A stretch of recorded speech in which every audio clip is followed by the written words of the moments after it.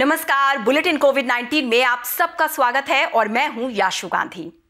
CSIR के अंतर्गत कार्यरत केंद्रीय औषधीय अनुसंधान संस्थान यानी कि CDRI लखनऊ एक शोध कर रहा है जिसमें लोगों में SARS-CoV-2 के खिलाफ एंटीबॉडी की जांच के लिए परीक्षण किया जा रहा है। सीरोलॉजिकल परीक्षण 9 से 11 सितंबर तक आयोजित किया गया। ये सीरोलॉजिकल परीक्षण सभी CSIR कर्मचारियों और छात्रों के लिए मुफ्त एवं स्वैच्छिक था। CSIR CDRI के शोधकर्ताओं के अनुसार भारत में किए गए नैदानिक परीक्षण काफी हद तक लक्षणों को दिखाने वाले लोगों और उन लोगों के साथ निकट संपर्क में आने वाले व्यक्तियों तक सीमित रहे हैं।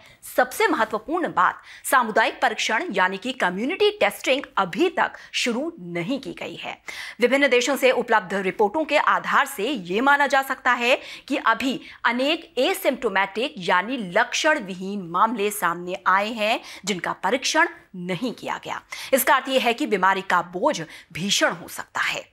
वैज्ञानिकों ने यह भी बताया कि रोग से संक्रमित व्यक्ति का शरीर एंटीबॉडी उत्पन्न करता है जो उसे भविष्य में संक्रमण से उनकी रक्षा करने में मदद कर सकता है। हालांकि ये एक नवीन वायरस है और इसीलिए इस प्रकार की एंटीबॉडी से सुरक्षा की अवधि अभी फिलहाल ज्ञात नहीं है।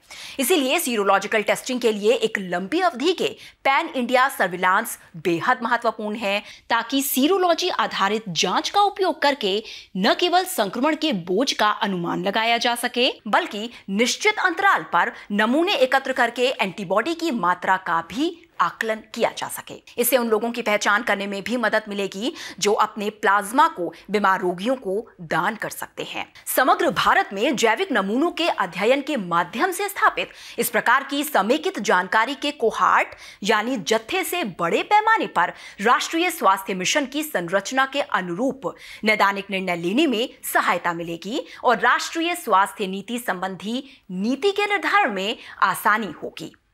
इसके साथ ही नवीन कोरोना वायरस से होने वाले संक्रमण पर अनेक अनुत्तरित प्रश्नों के समाधान ढूंढने में भी मदद मिलेगी। वायरस की सबसे खास विशेषताओं में से एक इसकी बदलती आनुवंशिक संरचना होती है जो उनके खिलाफ प्रभावी दवाओं को विकसित करने में एक चुनौती है। कोरोना वायरस भी अपनी आनुवंशिक सामग्री को लगातार बदलता रहता है और विभिन्न स्थानों पर वायरस के अलग तरह के उपभेदों को पाया गया है। इस चुनौती से निपटने के लिए विभिन्न संस्थानों और कंपनियों के भारतीय शोधकर्ताओं की एक टीम भारत सहित दुनिया भर में कोविड-19 के जीनोमिक अनुक्रमों का विश्लेषण करने पर एक साथ काम कर रही है। यह अध्ययन, जिसे DST के विज्ञान और इंजीनियरिंग अनुसंधान बोर्ड द्वारा वित्त पोषित किया जा रहा है, कोविड-19 वायरस का मुकाबला करने के लिए सबसे अच्छा संभावित उत्तर खोजने के लिए वायरस और मनुष्यों में संभावित आणविक लक्ष्यों को मदद करेगा। वैज्ञानिकों ने दुनिया भर में पाए जाने वाले लगभग 10,000 वायरस अनुक्रमों का विश्लेषण किया और दुनिया भर में पाए जाने वाले वायरस और कुछ परिवर्तन जो भारत के लिए विशिष्ट हैं, उसमें आनुवांशिक परिवर्तनों की पहचान की है। परिणामों के आधार पर उन्होंने एक कोविड-19 भविष्यवक्ता उपकरण भी बनाया है जिसका उपयोग दुनिया भर के वैज्ञानिक समुदाय द्वारा वायरस पर अधिक जानकारी प्राप्त करने के लिए किया जा सकता है।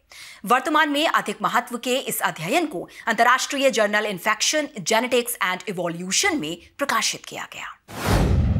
कोरोना वायरस संक्रमण को रोकने के लिए दुनिया भर के वैज्ञानिक वैक्सीन तैयार करने के लिए कड़ी मेहनत कर रहे हैं। इसी क्रम में भारत सरकार और उद्योग जगत के शीर्ष संस्थान टीके के विकास में शामिल विभिन्न जटिल रास्तों को पार करने की कोशिश में जुटे हुए हैं। भारत में कोरोना वैक्सीन के 30 टीकों पर लगातार काम चल रहा है और टीकों के विकास कार्य में कुछ क्लिनिकल ट्रायल अग्रिम चरण में है। केंद्र सरकार ने नीति आयोग की अध्यक्षता में कोविड-19 के लिए वैक्सीन उपयोग के उद्देश्य से एक राष्ट्रीय विशेषज्ञ समूह गठित किया है।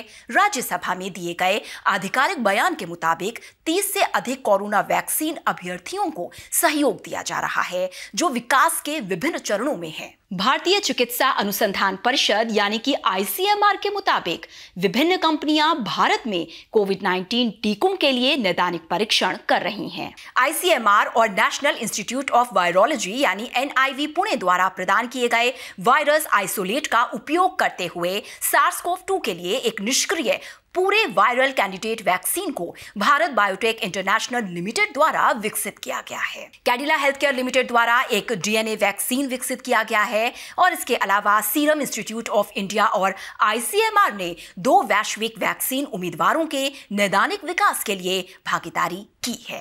दुनिया भर में हो रहे कोरोना टीका विकास की अगर बात करें तो ऑक्सफोर्ड विश्वविद्यालय के साथ दवा विकसित करने वाली कंपनी एस्ट्राजेनेका कोविड-19 वैक्सीन बनाने की वैश्विक दौड़ में सबसे आगे नाम है।